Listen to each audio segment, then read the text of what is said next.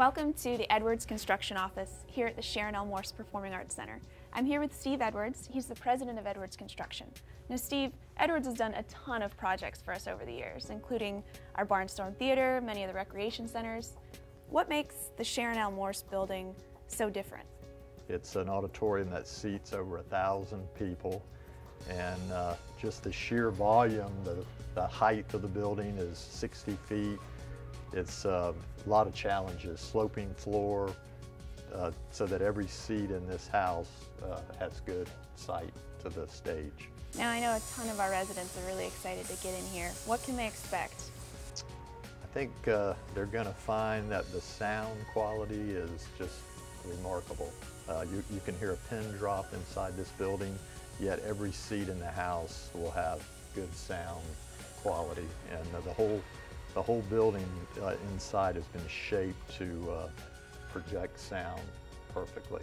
Well, I know I'm excited to see it. Can we get in there and check it out? Yes, we can, of course. I'm going to introduce you to Michael Rice, who's our senior project manager, and he's been living with this project and knows all the details. All right, let's do it. So, tell me about this space we're in now. You're actually standing in what was the church on the square.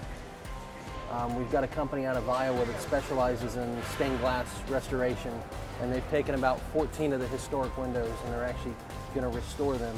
One of the highlights in the existing church is going to be the addition of a grand staircase and a beautiful balcony, so that's what's going to greet the guests when they come into the new facility. So there must have been a lot of things to consider when building a performing arts center. What are some things that folks wouldn't think about when it comes to building materials and the structure? In this particular building, acoustics played a huge role. And with that in mind, the engineers and the architects designed a lot of sound isolation into the building. For example, this wall behind you is actually mounted on rubber grommets. Rubber? Yes, ma'am. So that the vibrations inside this space will not transmit to the seating that's actually above you. Okay, so everything out there, we're not going to hear it in here, and everything in here, you can't hear out there. Absolutely correct. That's pretty interesting. That's unique. That is very unique. We're entering the Orchestra Pit Area. Currently, we're about 14 feet underneath the ground. The purpose of this is that the front of the stage can actually move up and down 3 different levels. Oh, wow. It's very unique for something in the villages. It can be down at the first floor level or the orchestra pit level, and it's for when you have performances with a lot of live music, but actors on stage, so that you hear the music, but you don't actually see the live orchestra below. Correct. That's pretty It can incredible. raise up and add actually additional, I think, 37 seats, or it can actually go all the way up to the height of the stage and extend the front of the stage.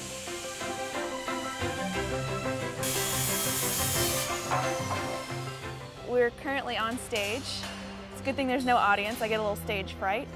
Now we're right above where the orchestra would be if they were to raise up. Is that correct? That is correct. Okay. You can see the volume of the space. One of the interesting features that this facility has that no one else has is the rigging setup for this facility is brand new. It's never been done anywhere else in the U.S. or even the world. Your typical Broadway shows or other facilities have got a lot of ropes and counterweights and requires a lot of people to operate a show. This one's going to be all controlled electronically with motors. A single person can stand in front of a touchscreen and push buttons. So where are we right now? Currently, we are about 44 feet up on what we coin a construction term as a dance floor. It's a temporary scaffolding system.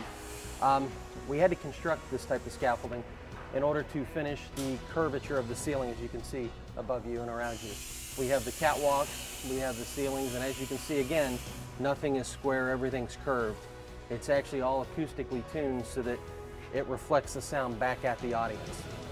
Most of the walls in the grand staircase are going to be radiused with wood paneling and ornamental wrought iron railing.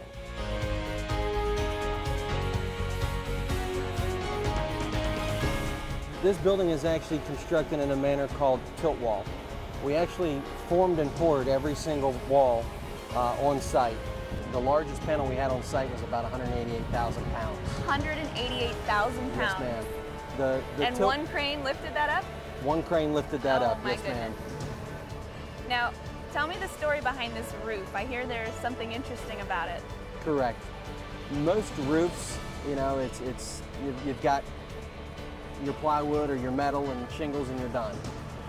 In order to meet the acoustics that this thing was designed for, it actually has about a 3.5, 4-inch thick concrete slab, similar to what you would have in your home or on a building. And on top of that, we had a lot of insulation, so that the roof is actually about 8, 9 inches thick.